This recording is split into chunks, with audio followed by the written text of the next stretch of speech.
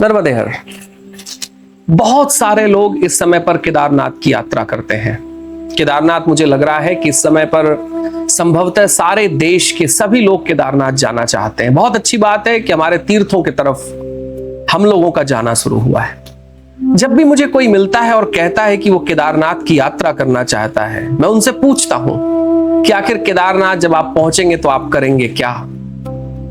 कौन सी ऐसी आध्यात्मिक चीज करेंगे जिससे आपका केदारनाथ जाना सफल हो जाए? बहुत कम लोग हैं जो इसका उत्तर दे पाते हैं। सच्चाई तो यह है कि कईयों को पता ही नहीं होता कि हमारे साथ हम अगर केदारनाथ जा रहे हैं तो हमें करना क्या चाहिए। अगर आप भी केदारनाथ की यात्रा करने वाले हैं, केदारनाथ जाने वाले हैं, कहीं उसके पास ही हैं और जाने का प्लान बना रहे हैं, तो एक काम जरूर करिए कि माई परिक्रमा ऐप से केदार नाम की, केदारेश्वर की जो सहस्त्र नामवली है या सतनामवली है, जहां पर 1008 से ज्यादा केदार जी के नाम या 100 से ऊपर जो उनकी नामावली है, उन दोनों का पाठ आप केदारनाथ में अवश्य करें।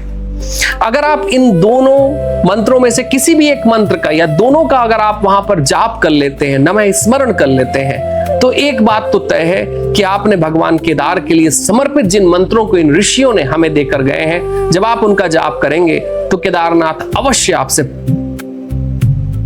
प्रसन्न होंगे। कहीं आपके द्वारा इन मंत्रों को, जब आपके अंतर्मन से इन मंत्रों को गाया जाएगा, तो पता नहीं केदारनाथ के भगवान किस रूप में आके आपको न जाने कौन सा आशीर्वाद देके चले जाएं। तो अगर खाली हाथ नहीं आना है, पर्यटकों की तरह नहीं जाना है और नहीं आना है, टूरिस्ट की तरह नहीं जाना है और नहीं आना है, तो माई परिक्रमा ऐप में केदारनाथ के नामों की सहस्त्र नामवली या सतनामवली, इन दोनों में से किसी एक का पाठ आप तब से शुरू करें जब से आप केदार खंड में पहुंच जाएं। और केदार खंड में आपका पहुंचना तब से शुरू हो जाता है जब आप हरिद्वार पहुंच जाते हैं। हरिद्वार से केदार खंड की महिमा का आरंभ हो जाता है। तो अवश्य पढ़ें केदार जी की सहस्त्र नामवली या सतनामवली माई परिक्रमा पे। नर्मदे हर।